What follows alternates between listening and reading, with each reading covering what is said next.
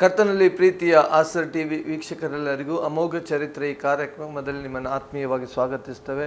ಪ್ರೀತಿಯ ವೀಕ್ಷಕರೇ, ಈ ಒಂದು ಯೇಸು ಕ್ರಿಸ್ತನ ಜೀವನ ಚರಿತ್ರೆ ಕಲಿಯುವ ಈ ಭಾಗಗಳಲ್ಲಿ ಕಳೆದ ಅನೇಕ ದಿವಸಗಳಿಂದ ಯೇಸು ಕ್ರಿಸ್ತನ ಪ್ರಸಿದ್ಧ ಕಾಲವರ್ಷದ ಸೇವೆ ಕುರಿತಾಗಿ ನಾವು ನೋಡ್ತಾ ಇದ್ದೆವು. ಈಗಾಗಲೇ ನಾಲ್ಕು ಸೇವೆಗಳನ್ನು ವಿಂಗಡವಾಗಿ ಮಾಡಿದಂಥ ಸೇವೆಗಳನ್ನು ನೋಡಿದ್ದೇವೆ. ಈಗ 5ನೇ ವಿಷಯಕ್ಕಾಗಿ ನಾವು ಹೋಗ್ತಾ ಇದ್ದೇವೆ. ಗಲಿಲಾಯದ ಪ್ರಾಂತ್ಯಗಳ ಸೇವೆಯ ಸಮಾಪ್ತಿಯ ಕುರಿತಾಗಿ ಹಾಗೆ ವಿಂಗಡಿಸಿ ಬರೆಯಲ್ಪಟ್ಟಂಥ ಸೇವೆ ಕ್ರಮವನ್ನು ನಾವು ಕಲೀಲಿಕ್ಕಿದ್ದೇವೆ. ನಮ್ಮದಲ್ಲಿ ಕಲಿಸಿಕೊಡೋದಕ್ಕಾಗಿ ಪಾಸ್ಟರ್ ಸಜ್ಜಿ ವರ್ಗೀಸ್ ಅವರು ಬೆಂಗಳೂರಿನ ಬಂದಿರ್ತಾರೆ. ಯೇಸು ಕ್ರಿಸ್ತನ ನಾಮದಲ್ಲಿ ಅವರು ಸ್ವಾಗತಿಸೋಣ. Pastor price lord. ಈಗಾಗಲೇ 4 ವಿಷಯಗಳು ಒಂದು ಪ್ರಸಿದ್ಧ ಕಾಲವರ್ಷದ ಸೇವೆಯಲ್ಲಿ ನಾವು ನೋಡಿದ್ದೇವೆ. ಹೀಗೆ ಆತನ ಗಲಿಲಾಯದ ಪ್ರಾಂತ್ಯದ ಸಮಾಪ್ತಿಯ ಸೇವೆಗಾರ ಘಟ್ಟಕ್ಕೆ ಬಂದಿರ್ತಾನೆ. ಆತನ ಸೇವೆಯನ್ನು ನಿಮಗೆ ತಿಳಿಯಪಡಿಸ್ಬೋದಾ? ಖಂಡಿತ. ನಾವು ಯೇಸು ಕ್ರಿಸ್ತನ 3.5 ವರ್ಷದ ಸೇವಾ ಚರಿತ್ರೆಯನ್ನು ಬಹಳ ಕೂಲಂಕಷವಾಗಿ ಕಲಿತಾ ಇದ್ದೇವೆ. ಅದರಲ್ಲಿ ಗಲಿಲಾಯದ ಸೇವೆಗೆ ಸ್ವಾಮಿ ಹೆಚ್ಚು ಪ್ರಾಧಾನ್ಯತೆ ಕೊಟ್ಟದರಿಂದ ಸೇವೆಯ ಭೀಮಪಾಲು ಗಲಿಲಾಯದಲ್ಲಿ. ಆದ್ದರಿಂದಲೇ ನಾವು ಗಲಿಲಾಯದ ಸೇವೆಯನ್ನು ಈ ಕಳೆದ ಎಪಿಸೋಡ್ಗಳಲ್ಲಿ ವಿಸ್ತಾರವಾಗಿ ಕಲಿತಾ ಬಂದಿದ್ದೆವು. ಗಲಿಲಾಯದ ಸೇವೆಯನ್ನು 4-5 ಭಾಗ ಮಾಡಿ ನಾವು ಕಲಿತೆವು. ಪ್ರಾರಂಭದ ಗಲಿಲಾಯದ ಸೇವೆ, ಆಮೇಲೆ ಗಲಿಲಾಯದ ಮಧ್ಯಕಾಲ ಸೇವೆ, ಅಲ್ಲಿ 3 ಪ್ರಯಾಣಗಳು, ಆಮೇಲೆ ಗಲಿಲಾಯದ ಉತ್ತರ ಪ್ರಾಂತ್ಯದ ಸೇವೆ ಎಂಬುದಾಗಿ. ಅಂದರೆ ಗಲಿಲಾಯವನ್ನು ಬಿಟ್ಟು ಸ್ವಾಮಿ ಸ್ವಲ್ಪ ಉತ್ತರ ಭಾಗಕ್ಕೆ ಹೋಗಿ ಅಲ್ಲಿ ತೂರ್ ಸೀದೋನ್ ಪ್ರಾಂತ್ಯಗಳು, ದೆಕ್ಕಪೋಲಿಯ ಎಂಬಂತಹ 10 ಪಟ್ಟಣಗಳಲ್ಲಿ, ಮತ್ತು ದಲ್ಮನೂತ ಎಂಬ ಸ್ಥಳದಲ್ಲಿ, ಆಮೇಲೆ ಗಲಿಲಾಯ ಸಮುದ್ರಕ್ಕೆ ಹತ್ತಿರದಲ್ಲಿರ್ತಕ್ಕಂಥ ಫಿಲಿಪ್ಪಿನ ಕೈಸರಿ ಎಂಬ ಸ್ಥಳದಲ್ಲಿ ಸ್ವಾಮಿ ದೇವರ ಸಭೆಯ ಕುರಿತಾಗಿ ಮೊದಲು ಪ್ರಕಟಿಸಿದ್ದು. ಈ ರೀತಿ ಉತ್ತರ ಪ್ರಾಂತ್ಯದಲ್ಲಿ ಗಲಿಲಾಯವನ್ನು ಬಿಟ್ಟು ಉತ್ತರ ಸ್ಥಳಕ್ಕೆ ಹೋಗಿ ಸ್ವಾಮಿ ಹೆಚ್ಚು ಕಡಿಮೆ 5 ತಿಂಗಳು ಅಲ್ಲಿ ಸೇವೆ ಮಾಡಿದ್ದಾಗಿ ಚರಿತ್ರೆಗಾರರು ಹೇಳ್ತಾ ಇದ್ದಾರೆ. ಅಂದರೆ ನಾವು ಈ ವಾಕ್ಯದ ಆಧಾರಗಳನ್ನು, ಕಾಲಕ್ರಮವನ್ನು, ಸಮಯ ಲೆಕ್ಕವನ್ನು ಹಾಕುವುದಾದರೆ ಹೆಚ್ಚು ಕಡಿಮೆ 5 ತಿಂಗಳು ಸ್ವಾಮಿ ಈ ಉತ್ತರ ಪ್ರಾಂತ್ಯದಲ್ಲಿ ಸಂಚರಿಸಿದ್ದಾಗಿ ನಾವು ನೋಡ್ತಾ ಇದ್ದೇವೆ. ಅದು ಹೇಗೆ 5 ತಿಂಗಳು ಅಂತ ನಾನು ಮತ್ತೆ ಮುಂದೆ ವಿವರಿಸುವಾಗ ನಾನು ಹೇಳ್ತೇನೆ. ಈಗ ನಾವು ಸ್ವಾಮಿಯ ಗಲಿಲಾಯದ ಸೇವೆಯ ಸಮಾಪ್ತಿ ಭಾಗಕ್ಕೆ ನಾವು ಬಂದಿದ್ದೇವೆ. ಇದನ್ನು ಮುಗಿಸಿ ಸ್ವಾಮಿ ಮತ್ತೆ ಯೂದಾಯ ಪ್ರಾಂತ್ಯಕ್ಕೆ ಹೋಗ್ತಾ ಇದ್ದಾನೆ. ಅಂದರೆ ಯೂದಾಯ ಪ್ರಾಂತ್ಯ, ಯೆರೂಸಲೇಮ್ ದೇವಾಲಯ ಹಾಗೂ ಅದರ ಸುತ್ತಮುತ್ತಲಿನ ಪ್ರದೇಶ ಯೂದಾಯ ಪ್ರಾಂತ್ಯ, ಆರ್ಥೋಡಾಕ್ಸ್ ಜ್ಯೂಸ್ ಜಾಸ್ತಿ ಇರತಕ್ಕಂಥ ಸ್ಥಳ. ಅಲ್ಲೇ ಹಬ್ಬಗಳೆಲ್ಲ ನಡೆಯುವಂಥದ್ದು. ಯೇಸು ಸ್ವಾಮಿ ಪರ್ಣಶಾಲೆ ಹಬ್ಬಕ್ಕೋಸ್ಕರ ಅಲ್ಲಿಗೆ ಹೋಗ್ತಾ ಇದ್ದಾನೆ. ಆಮೇಲೆ ಪ್ರತಿಷ್ಠೆ ಹಬ್ಬವನ್ನೆಲ್ಲ ಮುಗಿಸಿ ಸ್ವಾಮಿ ಯೂದಾಯದ ಪ್ರಾಂತ್ಯ ಪ್ರದೇಶಗಳಲ್ಲೇ ಸೇವೆ ಮಾಡಿ ಕೊನೆಗೆ ಅಲ್ಲಿ ಯಜ್ಞಾರ್ಪಿತನಾಗುವುದಾಗಿ ನಾವು ನೋಡ್ತಾ ಇದ್ದೇವೆ. ಆತನು ಯೆರೂಸಲೇಮಿಗೆ ಹೋಗುವುದಕ್ಕೆ ಮುಖ ಮಾಡಿಕೊಂಡನು ಎಂಬುದಾಗಿ ಸುವಾರ್ತಿಕರು ಹೇಳ್ತಾ ಇದ್ದಾರೆ. ಯೇಸು ಸ್ವಾಮಿಗೆ ಆ ಸಮಯದಲ್ಲಿ ವಿರೋಧಗಳು ಬಹಳ ಜಾಸ್ತಿ ಆಗಿತ್ತು. ಆದಾಗ್ಯೂ ತಾನು ಯಾತಕ್ಕೋಸ್ಕರ ಈ ಲೋಕಕ್ಕೆ ಬಂದನೆಂಬುದು ಸ್ವಾಮಿಗೆ ಸ್ಪಷ್ಟತೆ ಇತ್ತು. ಆದ್ದರಿಂದ ನಾನು ಜನರ ಪಾಪಕ್ಕೋಸ್ಕರ ನಾನು ಒಪ್ಪಿಸಲ್ಪಡಲಿಕ್ಕಿದ್ದೇನೆ, ಆದ್ದರಿಂದ ಮರಣವನ್ನು ಧೈರ್ಯವಾಗಿ ಸ್ವಾಮಿ ಎದುರಿಸ್ತಾ ಇದ್ದಾನೆ. ಆ ಭಾಗವನ್ನು ನಾವು ಮುಂದಿನ ಅಧ್ಯಾಯಗಳಲ್ಲಿ ಕಲೀಲಿಕ್ಕಿದ್ದೇವೆ. ಇವತ್ತು ನಾವು ಈ ಗಲಿಲಾಯದ ಸೇವೆಯ ಸಮಾಪ್ತಿ ಕೆಲವು ಘಟನೆಗಳನ್ನು, ಒಂದು 7 ಘಟನೆಗಳನ್ನು ನಾನು ಪಟ್ಟಿ ಮಾಡಿದ್ದೇನೆ. ಅದರಲ್ಲಿ ಒಂದು 4 ಘಟನೆಗಳನ್ನು ನಾವು ಈ ಸಂಚಿಕೆಯಲ್ಲಿ ಕಲೀಲಿಕ್ಕೆ ಹೋಗ್ತಾ ಇದ್ದೇವೆ. ಅಂದರೆ ಸ್ವಾಮಿ ಈಗ ಉತ್ತರ ಪ್ರಾಂತ್ಯದಿಂದ ಕಫರ್ನಹೂಮಿಗೆ ಬಂದನು. ನಾನು ಯಾವಾಗಲೂ ಹೇಳ್ತಾ ಇದ್ದೆ, ಯೇಸು ಸ್ವಾಮಿಯ ಗಲಿಲಾಯದ ಸೇವೆಯ ಕೇಂದ್ರ ಬಿಂದು, ಕೇಂದ್ರ ಸ್ಥಾನ, ರಾಜಧಾನಿ ಎಂಬುವಂಥದ್ದು ಕಫರ್ನಹೂಮ್ ಎಂಬಂತಹ ಪಟ್ಟಣವಾಗಿತ್ತು. ಅಲ್ಲಿಗೆ ಬಂದು ಅಲ್ಲಿಂದ ಸ್ವಾಮಿ ಅನೇಕ ಕಡೆಗಳಿಗೆ ಸಂಚರಿಸ್ತಿರುವುದಾಗಿ ನಾವು ನೋಡ್ತಾ ಇದ್ದೇವೆ. ಕಫರ್ನಹೂಮಿಗೆ ಯೇಸು ಸ್ವಾಮಿ ಬಂದದ್ದಾಗಿ ಮತ್ತಾಯನ ಸುವಾರ್ತೆ 17ನೇ ಅಧ್ಯಾಯದ 24ನೇ ವಾಕ್ಯ ನಾವು ನೋಡುವಾಗ ಅಲ್ಲಿ ಕಾಣ್ತೇವೆ. ಹಾಗೂ ಅಲ್ಲಿ ನಡೆಯತಕ್ಕಂಥ ಕೆಲವು ವಿಚಾರಗಳನ್ನು ಲೂಕನ ಸುವಾರ್ತೆ 9ನೇ ಅಧ್ಯಾಯದ 46ನೇ ವಾಕ್ಯದಿಂದ ನಾವು ಕಲಿಯುವಾಗ ನಮಗೆ ಅರ್ಥ ಆಗ್ತದೆ. ಇದೇ ಭಾಗವನ್ನು ಮತ್ತಾಯ 18:1 ನಾವು ಕಾಣ್ತೇವೆ. ಮಾರ್ಕ 9:23 ನಾವು ಕಾಣ್ತೇವೆ. ಈ ಭಾಗಗಳನ್ನೆಲ್ಲ ಸೇರಿಸಿ ನಾವು ಸಿಸ್ಟಮ್ಯಾಟಿಕ್ ಆಗಿ ಕಾಲಕ್ರಮದಂತೆ ಕಲಿಯುವುದಾದರೆ, ಮೊದಲು ಸ್ವಾಮಿ ಕಫರ್ನಹೂಮಿಗೆ ಬರ್ತಾ ಇದ್ದಾನೆ. ಅಲ್ಲಿ ಕೆಲವರು ಬಂದು ಯೇಸು ಸ್ವಾಮಿಗೆ ಒಂದು ಪ್ರಶ್ನೆ ಹಾಕ್ತಾ ಇದ್ದಾರೆ. ಆ ಪ್ರಶ್ನೆ ಮತ್ತೇನೂ ಅಲ್ಲ, ಪೇತ್ರನಿಗೆ ಆ ಪ್ರಶ್ನೆ ಕೇಳ್ತಾ ಇದ್ದಾನೆ, ನಿಮ್ಮ ಗುರು ಸುಂಕ ಕಟ್ಟುವುದಿಲ್ಲವೋ ಎಂಬುದಾಗಿ. ಯಾಕಂದರೆ ಅಂದಿನ ಕಾಲದಲ್ಲಿ ಸುಂಕ ಕಟ್ಟಬೇಕಿತ್ತು, ಅನೇಕ ರೀತಿಯ ಸುಂಕಗಳಿತ್ತು. ಪ್ರತ್ಯೇಕವಾಗಿ ಇಲ್ಲಿ ದೇವಾಲಯದ ಸುಂಕದ ಕುರಿತಾಗಿ ಅವರು ಕೇಳ್ತಾ ಇದ್ದಾರೆ. ನಾವು ಮತ್ತಾಯನ ಸುವಾರ್ತೆ 17ನೇ ಅಧ್ಯಾಯದ 24ನೇ ವಚನದಲ್ಲಿ ಆತನು ಉತ್ತರ ಪ್ರಾಂತ್ಯದ ಪ್ರಯಾಣವನ್ನು ಬೆಳೆಸಿ ಕಫರ್ನೋಮಿಗೆ ಬಂದನು ಎಂಬುದಾಗಿ ಮತ್ತಾಯ 17:24 ನಾವು ಓದ್ತೇವೆ. ಓದ್ತೀರಾ ವಾಕ್ಯ 24? ಅವರು ಕಫರ್ನೌಮಿಗೆ ಬಂದಾಗ ದೇವಾಲಯಕ್ಕೆ ತೆರಿಗೆಯನ್ನು ಎತ್ತುವವರು ಪೇತ್ರನ ಬಳಿಗೆ ಬಂದು, ನಿಮ್ಮ ಬೋಧಕನು ದೇವಾಲಯದ ತೆರಿಗೆಯನ್ನು ಸಲ್ಲಿಸುವುದಿಲ್ಲವೇ ಎಂದು ಕೇಳಲು, ಹೌದು ಸಲ್ಲಿಸುವನು ಅಂದನು. ನೋಡ್ರಿ, ಇಲ್ಲಿ ಒಬ್ಬನು ಬಂದು ಪೇತ್ರನಿಗೆ ಹೇಳ್ತಾ ಇದ್ದಾನೆ, ನಿಮ್ಮ ಗುರು ದೇವಾಲಯಕ್ಕೆ ಸುಂಕವನ್ನು ಕಟ್ಟುವುದಿಲ್ಲವೋ ಎಂಬುದಾಗಿ. ಅಂದರೆ ದೇವಾಲಯದ ಸುಂಕ ಇದು, ರೋಮನ್ನರಿಗೆ ಕೊಡುವ ಸುಂಕ ಅಲ್ಲ, ಇದು ದೇವಾಲಯದ ಸುಂಕ. ಅಂದರೆ 20 ವರ್ಷಕ್ಕೆ ಮೇಲ್ಪಟ್ಟ ಪ್ರತಿಯೊಬ್ಬ ಯಹೂದನು ಒಂದು ದ್ವಿಧ್ವರ್ಮ ತರತಕ್ಕ ₹1 ಎಂಬುದಾಗಿ, ₹1 ಪ್ರತಿಯೊಬ್ಬನು ಕಟ್ಟಬೇಕು ಎಂಬುದಾಗಿ ಅಂದಿನ ಅವರ ಯಹೂದರ ನಿಯಮವಾಗಿತ್ತು. ದೇವಾಲಯದ ಕೆಲಸ ಕಾರ್ಯಗಳಿಗೋಸ್ಕರ ಪ್ರತಿ ವರ್ಷ ಒಂದು ದ್ವಿಧರ್ಮ ಅಂದರೆ ₹1 ಅದು ಪ್ರತಿಯೊಬ್ಬರು ಕಟ್ಟಬೇಕಾಗಿತ್ತು. ಈ ವಿಚಾರದಲ್ಲಿ ಆತನು ಬಂದು ಪ್ರಶ್ನೆ ಎತ್ತಾ ಇದ್ದಾನೆ. ಆಗ ಯೇಸು ಸ್ವಾಮಿ ಪೇತ್ರನಿಗೆ ಮರು ಪ್ರಶ್ನೆ ಆಗ್ತಾ ಇದ್ದಾರೆ. ಅಲ್ಲಿ ಪೇತ್ರನಿಗೆ ಕೇಳುವಂಥ ಪ್ರಶ್ನೆ, ಮಕ್ಕಳು, ಆ ವಾಕ್ಯ ಒಮ್ಮೆ ಓದ್ತೀರಾ? ಪೇತ್ರನು ಮನೆಯೊಳಕ್ಕೆ ಬಂದಾಗ ಯೇಸು ಅವನಿಗಿಂತ ಮೊದಲೇ, ಸೀಮೋನ, ನಿನಗೆ ಹೇಗೆ ತೋರುತ್ತದೆ? ಭೂಲೋಕದ ಅರಸರು ಸುಂಕವನ್ನಾಗಲಿ ಮಂಡೆ ತೆರಿಗೆಯನ್ನಾಗಲಿ ಯಾರಿಂದ ತೆಗೆದುಕೊಳ್ಳುತ್ತಾರೆ?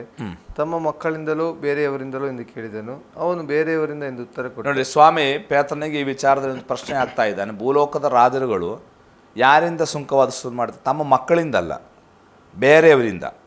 ಪೇತ್ರನು ಸರಿಯಾದ ಉತ್ತರ ಕೊಟ್ಟ, ಬೇರೆಯವರಿಂದ ಸುಂಕ ವಸೂಲು ಮಾಡ್ತಾರೆ. ಈಗ ನಾವು ಯಾರು? ದೇವರ ಮಕ್ಕಳು. ಹಾಗಾದರೆ ನಾವು ಕಟ್ಟಬೇಕಾ ಎಂಬುದೊಂದು ಪ್ರಶ್ನೆ. ನಾವು ಮತ್ತಾಯನ ಸುವಾರ್ತೆಯಲ್ಲಿ ಸ್ವಾಮಿ ಪೇತ್ರನಿಗೆ ಹೇಳ್ತಾ ಇದ್ದಾನೆ, ಅವರು ನಮ್ಮ ವಿಷಯದಲ್ಲಿ ಬೇಸರಗೊಳ್ಳದಿರುವುದಕ್ಕಾಗಿ ನೀನು ಕಟ್ಟು ಎಂಬುದಾಗಿ. ಅದಕ್ಕೋಸ್ಕರ ಪೇತ್ರನಿಗೆ ಸ್ವಾಮಿ ಹೇಳ್ತಿದ್ದಾನೆ, ನೀನು ಸಮುದ್ರಕ್ಕೆ ಹೋಗಿ ಗಾಳ ಹಾಕಬೇಕು. ಮೊದಲು ಸಿಕ್ಕುವ ಮೀನಿನ ಬಾಯಲ್ಲಿ ಒಂದು ನಾಣ್ಯ ಸಿಗ್ತದೆ, ಅದನ್ನು ನೀನು ನನಗೂ ನಿನಗೂ ಸುಂಕ ಕಟ್ಟು ಎಂಬುದಾಗಿ ಹೇಳ್ತಾ ಇದ್ದಾನೆ. ಹಾಗೆ ಪೇತ್ರನು ಹೋಗಿ ಮೀನು ಗಾಳ ಹಾಕಿದಾಗ ಮೀನು ಸಿಕ್ತು, ಅದರ ಬಾಯಲ್ಲಿ $1 ಅಂದರೆ $1 ಸಾಕು ಒಬ್ಬರಿಗೆ ಅಲ್ವಾ. ಅದನ್ನು ಪೇತ್ರನಿಗೂ ಸ್ವಾಮಿಗಾಗಿ ಕಟ್ಟುತ್ತಿರುವುದಾಗಿ ನಾವಲ್ಲಿ ನೋಡ್ತೇವೆ. ಅಲ್ಲಿ ಕಟ್ಟಿದರು ಎಂಬುದಾಗಿ ಇಲ್ಲ, ಆದರೆ ಸ್ವಾಮಿ ಅದನ್ನು ಹೇಳುತ್ತಿದ್ದಾನೆ ಪೇತ್ರನಿಗೆ ಹೇಗೆ ಕಟ್ಟಬೇಕೆಂಬುದಾಗಿ. ಇಲ್ಲಿ ನಾವು ಕಲಿಯತಕ್ಕಂಥ ಅನೇಕ ಪಾಠವಿದೆ. ಒಂದು, ಸುಂಕದ ಕುರಿತಾಗಿ, ಟ್ಯಾಕ್ಸಿನ ಕುರಿತಾಗಿ. ನಾವು ಸರ್ಕಾರಕ್ಕೆ ಕೊಡಬೇಕಾದ ಟ್ಯಾಕ್ಸ್ ಪಾವತಿಸಬೇಕು. ಅನೇಕ ಸಾರಿ ಕೆಲವರು ಸರ್ಕಾರಕ್ಕೆ ಕೊಡಬೇಕಾದ ದುಡ್ಡನ್ನು ಕಾಣಿಕೆ ಹಾಕ್ತಾರೆ. ಅದು ಸರಿಯಾದಂಥ ನಡವಳಿಕೆ ಅಲ್ಲ. ಒಮ್ಮೆ ಸ್ವಾಮಿಗೆ ಸುಂಕದ ವಿಚಾರದಲ್ಲಿ ಅವರು ಮಾತನಾಡಿದಾಗ ಸ್ವಾಮಿ ಹೇಳ್ತಾ ಇದ್ದಾನೆ, ಒಂದು ನಾಣ್ಯವನ್ನು ತನ್ನಿರಿ. ಅದನ್ನು ಸ್ವಾಮಿ ತೋರಿಸುತ್ತಾ ಹೇಳ್ತಾ ಇದ್ದೀನಿ, ಇದರಲ್ಲಿ ಯಾರ ಮುದ್ರೆ ಇದೆ? ಕೈಸರಂದು ಅಲ್ವಾ. ಅಂದರೆ ಸ್ವಾಮಿ ಹೇಳ್ತಾ ಇದ್ದಾನೆ, ಕೈಸರಂದು ಕೈಸರನಿಗೂ, ದೇವರದು ದೇವರಿಗೂ ಕೊಡಿರಿ ಎಂಬುದಾಗಿ. ಅಂದರೆ ದೇವರಿಗೆ ಕೊಡಬೇಕಾದನ್ನು ತೆಗೆದು ಸರ್ಕಾರಕ್ಕೂ ಕೊಡಬಾರ್ದು, ಸರ್ಕಾರದನ್ನು ತೆಗೆದು ದೇವರಿಗೂ ಕೊಡಬಾರ್ದು.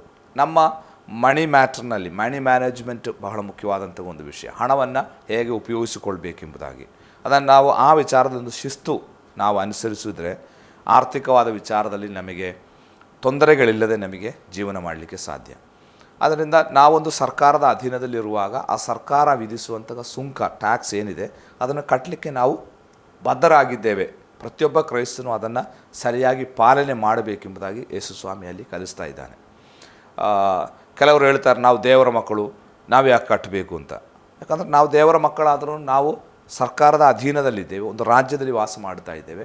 ಆ ರಾಜ್ಯದ ಕಾನೂನುಗಳನ್ನು ಗೌರವಿಸುವುದು ಮತ್ತು ಪಾಲಿಸುವುದು ಪ್ರತಿಯೊಬ್ಬ ಕ್ರೈಸ್ತನ ಧರ್ಮವಾಗಿದೆ. ಆದ್ದರಿಂದ ಟ್ಯಾಕ್ಸ್ ಮಸ್ಟಾಗಿ ನಾವು ಕಟ್ಟಬೇಕೆಂಬುದು ಈ ವಾಕ್ಯದಿಂದ ನಾವು ಕಲಿತೇವೆ. ಇಲ್ಲಿ ಪೇತ್ರ ಈಗ ಕರ್ತನೊಂದಿಗೆ ಇದ್ದಾನೆ ಅಲ್ವಾ. ಆದ್ದರಿಂದ ಸ್ವಾಮಿ ಹೇಳ್ತಾ ಇದ್ದಾನೆ, ನನಗೂ ನಿನಗೂ.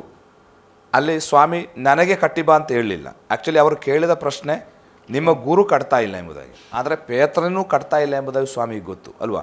ಅವರಿಬ್ಬರಿಗಾಗಿ ದೇವರಲ್ಲಿ ಈ ಒಂದು ಕಾಸನ್ನು ಆ ಮೀನಿನ ಹೊಟ್ಟೆಯೊಳಗಿಂದ ತೆಗೆದು ಕೊಡುತ್ತಿರುವುದಾಗಿ ನಾವು ನೋಡ್ತಾ ಇದ್ದೇವೆ. ಅಂದರೆ ನಮ್ಮ ಕುರಿತಾಗಿ ಟ್ಯಾಕ್ಸಿನ ವಿಚಾರದಲ್ಲೂ ಕಾಳಜಿ ಉಳ್ಳ ಒಬ್ಬ ಕರ್ತನು, ಸಣ್ಣ ಸಣ್ಣ ವಿಚಾರದಲ್ಲೂ ಸಹ ನಮಗೆ ಸಹಾಯ ಮಾಡುವ ಒಬ್ಬ ಕರ್ತನನ್ನು ನಾವು ಸತ್ಯವೇದದಲ್ಲಿ ಕಾಣ್ತಾ ಇದ್ದೇವೆ.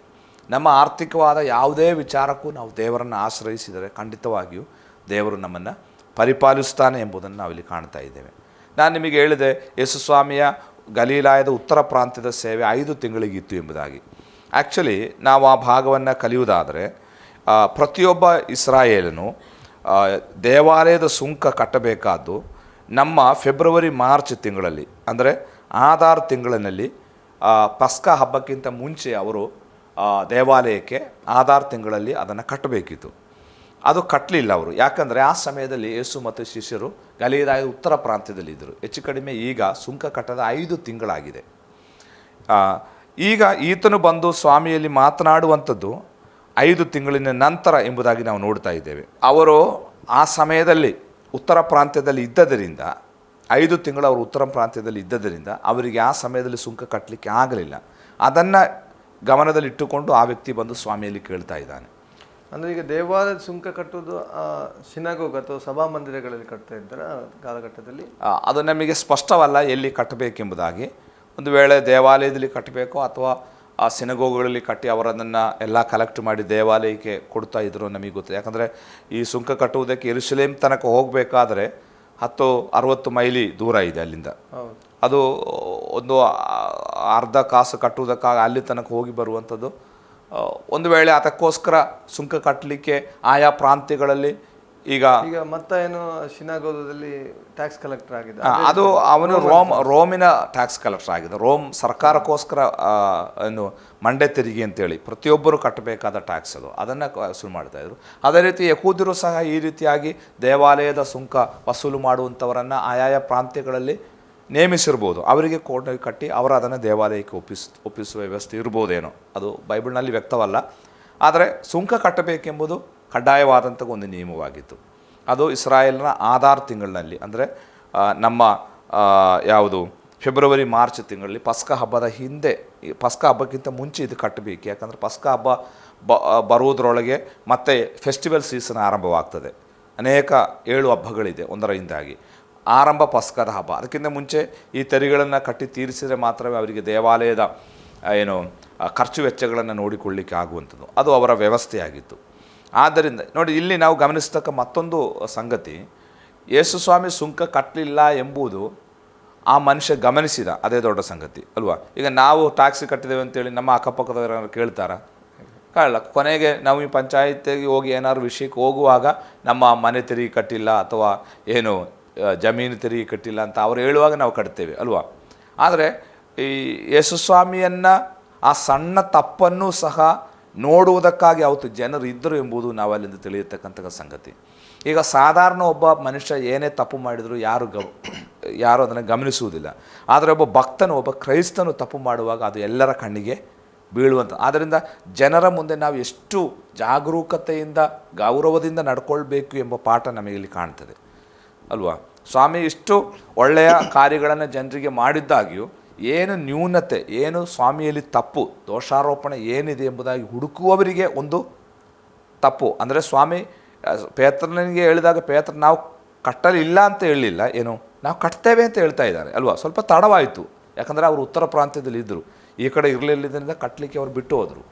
ನೋಡಿ, ಅದನ್ನೇ ಒಂದು ತಪ್ಪಾಗಿ ತೆಗೆದುಕೊಂಡು ಸ್ವಾಮಿಗೆ ಅದನ್ನು ಪಾಯಿಂಟ್ ಔಟ್ ಮಾಡುತ್ತಿರುವುದಾಗಿ ನಾವು ನೋಡ್ತಾ ಇದ್ದೀವಿ. ಆದ್ದರಿಂದ ನಾವೆಲ್ಲ ವಿಚಾರದಲ್ಲೂ ಬಹಳ ಜಾಗರೂಕತರಾಗಿ, ಯಾರಿಗೂ ತಪ್ಪು ಹೊರಿಸುವುದಕ್ಕೆ ನಾವೊಂದು ಅವಕಾಶ ಕೊಡದೆ, ಎಲ್ಲ ವಿಚಾರದಲ್ಲೂ, ಅದು ಸರ್ಕಾರದ ವಿಚಾರ ಇರ್ಬೋದು, ಕೌಟುಂಬಿಕ ವಿಚಾರ ಇರ್ಬೋದು, ನಮ್ಮ ಪರ್ಸನಲ್ ವಿಷಯವಿರ್ಬೋದು, ಎಲ್ಲದರಲ್ಲೂ ನಾವು ದೇವರೊಂದಿಗೂ ಮನುಷ್ಯರೊಂದಿಗೂ ನಿರ್ಮಲವಾದ ಒಂದು ಮನಸ್ಸಾಕ್ಷಿಯನ್ನು ಕಾಪಾಡಿಕೊಳ್ಳಬೇಕಾದ ಅಗತ್ಯತೆ ಕುರಿತಾಗಿ ನಾವು ಈ ಭಾಗದಿಂದ ಕಲಿಯುವುದಕ್ಕಾಗಿ ಸಾಧ್ಯ. ಫಸ್ಟ್ ಇದರ ನಂತರ ಆತನು ತೆರಿಗೆ ಕಟ್ಟಿದ ನಂತರ ಆತನ ಸೇವೆ ಕ್ರಮ ಹೇಗಿದೆ? ಆಮೇಲೆ ಅಲ್ಲಿ ದೊಡ್ಡ ಅದ್ಭುತಗಳೇನು ನಡೆಯುತ್ತಾ ಇಲ್ಲ. ಕೆಲವೊಂದು ಘಟನಾವಳಿಗಳು ಆ ಮುಂದಿನ ಭಾಗದಲ್ಲಿ ನಡೆಯುತ್ತಾ ಇದೆ. ಈಗ ನಾವು ಮುಂದಕ್ಕೆ ಹೋಗುವಾಗ ಲೂಕನ ಸುವಾರ್ತೆ 9ನೇ ಅಧ್ಯಾಯದ 46ರಿಂದ, ಮತ್ತಾಯ 18:1ರಿಂದ, ಮಾರ್ಕ 9:33ನೇ ವಾಕ್ಯದಿಂದ ಈ ಭಾಗಗಳನ್ನು ನಾವು ಗಮನಿಸುವಾಗ ಅಲ್ಲಿ ನೇತೃತ್ವದ ವಿಚಾರದಲ್ಲಿ ಒಂದು ದೊಡ್ಡ ಚರ್ಚೆ ಅಲ್ಲಿ ನಡೀತಾ ಇದೆ. ಅಂದರೆ ಅವರು ಕಫರ್ನಹೂಮಿಗೆ ಹೋಗುವ ದಾರಿಯಲ್ಲಿ ಶಿಷ್ಯರು ಏನೇನೋ ಚರ್ಚೆ ಮಾಡ್ತಾಯಿದ್ರು.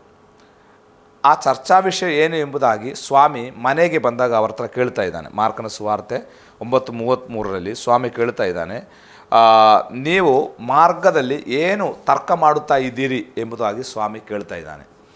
ಆವಾಗ ಸ್ವಾಮಿಗೆ ಗೊತ್ತಿತ್ತು ಇವರ ತರ್ಕದ ವಿಷಯ ಏನೆಂಬುದಾಗಿ. ಇವರ ತರ್ಕದ ವಿಷಯ, ನಮ್ಮಲ್ಲಿ ದೊಡ್ಡವರು ಯಾರು ನಮ್ಮಲ್ಲಿ ಹೆಚ್ಚಿನವರು, ಯಾರು ನಮ್ಮ ನಾಯಕರು. ನೋಡ್ರಿ, ಶಿಷ್ಯರಲ್ಲಿ ದೇವರ ಕಾರ್ಯ. ನಾನು ಯಾವುದು ಮತ್ತಾಯನ ಸುವಾರ್ತೆ 9ನೇ ಅಧ್ಯಾಯದಲ್ಲಿ ಯೇಸು ಸ್ವಾಮಿ ರೂಪಾಂತರ ಬೆಟ್ಟದಲ್ಲಿ ಪ್ರಾರ್ಥನೆಯೊಂದಿಗಿದ್ದಾಗ ತಗ್ಗಿನಲ್ಲಿ ಆ ಮಗನಿಗೆ ಅವರಿಗೆ ಸೌಖ್ಯ ಕೊಡಲಿಕ್ಕೆ ಆಗದಕ್ಕೆ ಕಾರಣವೇನು? ಇವರ ತರ್ಕಗಳು ಅಲ್ವಾ. ಆರ್ಗ್ಯುಮೆಂಟ್ ಎಂಬುದ ಇಂಗ್ಲೀಷ್ನಲ್ಲಿ.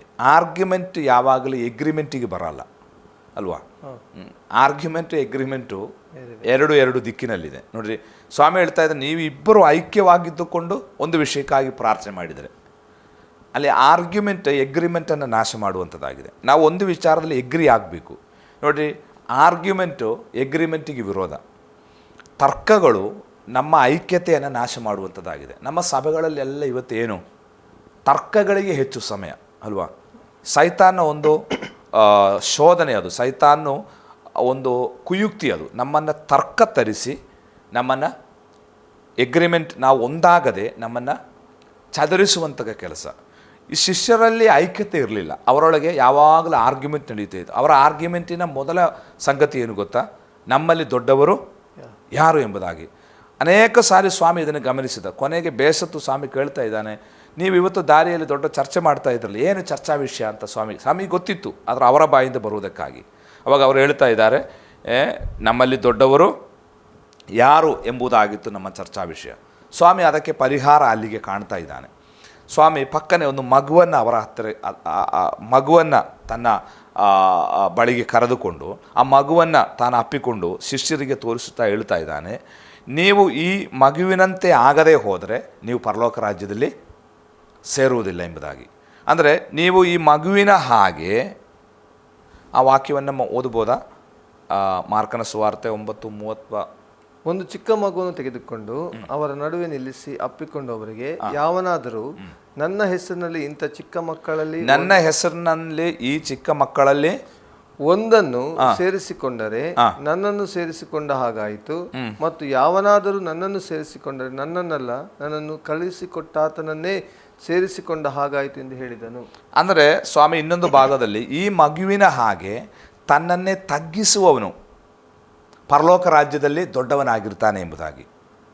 ಸ್ವಾಮಿಯಲ್ಲಿ ಏನು ಅರ್ಥ ಮಾಡ್ತಾ ಇದ್ದಾನೆ? ಆ ಮಗುವನ್ನು ಅಪ್ಪಿ ಶಿಷ್ಯರಿಗೆ ಏನು ಒಂದು ಡೆಮಾನ್ಸ್ಟ್ರೇಷನ್ ತೋರಿಸ್ತಾ ಇದ್ದಾನಂತಂದರೆ, ಈ ಮಗುವಿನಂತೆ ನೀವು ತಾಳ್ಮೆ ಉಳ್ಳವರಾಗಿ ಸಣ್ಣವರಾಗದಿದ್ದರೆ ನೀವು ಪರಲೋಕ ರಾಜ್ಯದಲ್ಲಿ ದೊಡ್ಡವರಾಗಲಿಕ್ಕೆ ಇವರ ಪ್ರಶ್ನೆ ಏನು? ನಮ್ಮಲ್ಲಿ ದೊಡ್ಡವರು ಯಾರು ಎಂಬುದಾಗಿ.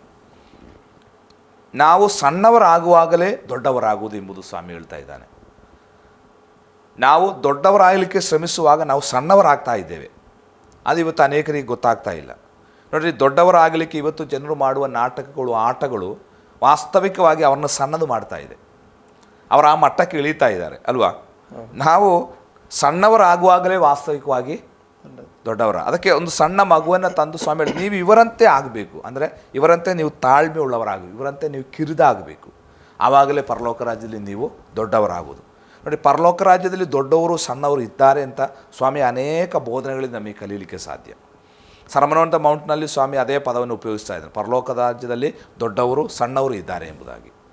ಅಂದರೆ ಇಲ್ಲಿ ನಾವು ಸಣ್ಣವರಾಗುವಾಗ ಅಲ್ಲಿ ದೊಡ್ಡವರಾಗ್ತೇವೆ ಎಂಬುದಾಗಿ. ಆಮೇಲೆ ಸ್ವಾಮಿ ಇನ್ನೊಂದು ವಾಕ್ಯವನ್ನು ಅದಕ್ಕೆ ಅನುಗುಣವಾಗಿ ಅಲ್ಲಿ ಹೇಳ್ತಿರುವುದಾಗಿ ನಾವು ನೋಡುತ್ತೇವೆ, ನಿಮ್ಮಲ್ಲಿ ದೊಡ್ಡವನಾಗುವುದಕ್ಕೆ ಬಯಸುವವನು ಎಲ್ಲರ ಸೇವಕನಾಗಬೇಕೆಂಬುದಾಗಿ. ದೊಡ್ಡವನಾಗಲಿಕ್ಕೆ ಬಯಸುವವನು ಒಂದು ಎಲ್ಲರಿಗಿಂತ ಸಣ್ಣವನಾಗಬೇಕು, ಎರಡು ದೊಡ್ಡವನಾಗಲಿಕ್ಕೆ ಬಯಸುವವನು ಎಲ್ಲರ ಸೇವಕನಾಗಬೇಕು. ಇವತ್ತು ಎಲ್ಲರಿಗೂ ಯಜಮಾನರಾಗಲಿಕ್ಕೆ ಬಯಕೆ, ಎಲ್ಲರನ್ನ ಆಳಲಿಕ್ಕೆ ಬಯಕೆ. ನೋಡಿ, ನಮ್ಮನ್ನು ದೇವರು ಹಳೆ ಒಡಂಬಡಿಕೆಯಲ್ಲಿ ರಾಜರುಗಳು ಆಳ್ವಿಕೆ ಮಾಡ್ತಾಯಿದ್ರು. ಹೊಸ ಒಡಂಬಡಿಕೆಯಲ್ಲಿ ನಮ್ಮ ರಾಜಾದಿರಾಜನು ಕರ್ತನು. ನಾವು ಆಳ್ವಿಕೆ ಮಾಡಬೇಕು. ನಾವು ಜನರನ್ನೆಲ್ಲ ಆಳ್ವಿಕೆ ಮಾಡಬೇಕಾದ್ದು. ನಮ್ಮ ಪಾಪಾಧೀನವಾದ ಶರೀರದಲ್ಲಿ ನಮ್ಮ ಸ್ವಭಾವಗಳ ಮೇಲೆ, ನಮ್ಮ ಇಚ್ಛೆಗಳ ಮೇಲೆ ನಾವು ಆಳ್ವಿಕೆ ಮಾಡಬೇಕು. ಅದು ಹೊಸ ಒಡಂಬಡಿಕೆಯ ತತ್ವ.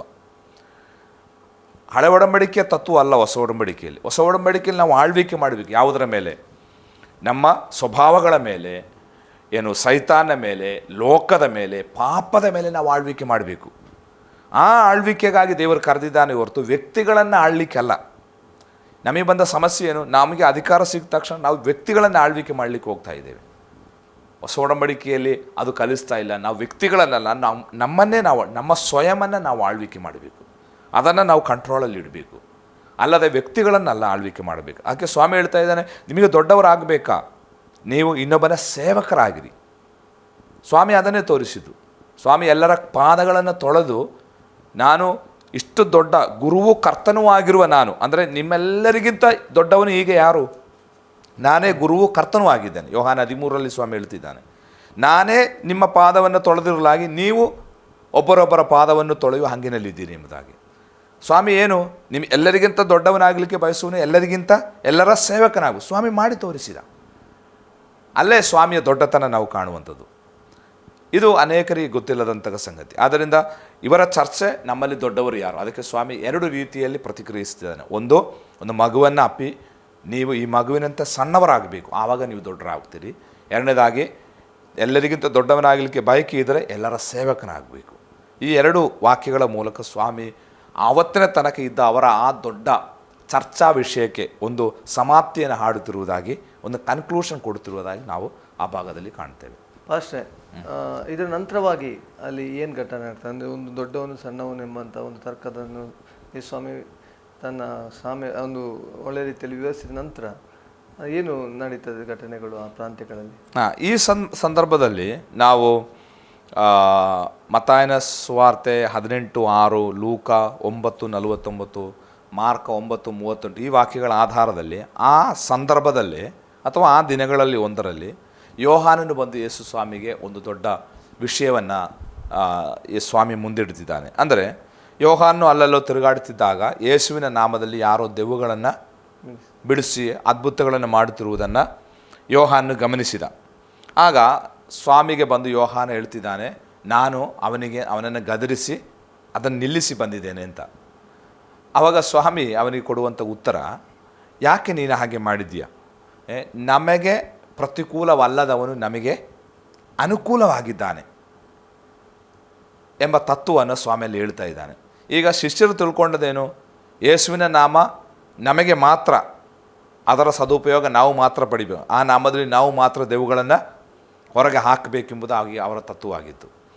ಆದರೆ ಸ್ವಾಮಿ ಹೇಳ್ತಾ ಇದ್ದಾನೆ, ಅಂಥವ್ರನ್ನ ನೀವು ಅಡ್ಡಿಪಡಿಸಬೇಡಿ, ಅವರು ಮಾಡಲಿ, ಯಾಕಂದರೆ ಅವರು ನಮಗೆ ದೋಷ ಮಾಡ್ತಾ ಇಲ್ಲ ಅಲ್ವಾ. ನನ್ನ ನಾಮದಲ್ಲಿ ಅವರು ದೆವ್ವಗಳನ್ನು ಓಡಿಸಿದ ದೆವ್ವ ಹೋಗಲಿ, ಅವರು ನಮಗೆ ವಿರೋಧ ಅಲ್ಲಲ್ಲ, ಅವರು ನಮಗೆ ಅನುಕೂಲವಾಗಿದ್ದಾರೆ ಅಲ್ವಾ. ನಮಗೆ ವಿರೋಧವಲ್ಲದವನು ನಮಗೆ ಅನುಕೂಲವಾಗಿದ್ದಾನೆ. ಆದ್ದರಿಂದ ಅಂಥವರನ್ನು ನೀವು ಅಡ್ಡಿ ಪಡಿಸಬಾರದು. ಆಮೇಲೆ ಮತ್ತಾಯನ ಸುವಾರ್ತೆಯಲ್ಲಿ ಅನಿಸ್ತದೆ, ಇದಕ್ಕೆ ಸಂಬಂಧಪಟ್ಟಂತೆ ಹೇಳ್ತಾ ಇದ್ದಾನೆ, ಯಾರಾದರೂ ಒಬ್ಬನಿಗೆ ಅಡ್ಡಿ ಮಾಡಿದರೆ ಅವನ ಕುತ್ತಿಗೆಗೆ ದೊಡ್ಡ ಕಲ್ಲನ್ನು ಕಟ್ಟಿ ಸಮುದ್ರಕ್ಕೆ ಹಾಕಲಿ ಎಂಬುದಾಗಿ ಸ್ವಾಮಿ ಹೇಳ್ತಾ ಇದ್ದಾನೆ. ಯೋಹಾನಿಗೆ ಪರೋಕ್ಷವಾಗಿ ಅದನ್ನು ಹೇಳ್ತಾ ಇದ್ದಾನೆ. ಅಂದರೆ ಯಾರಿಗೂ ನಾವು ಅಡ್ಡಿ ಮಾಡಲಿಕ್ಕೆ ಹೋಗಬಾರ್ದು.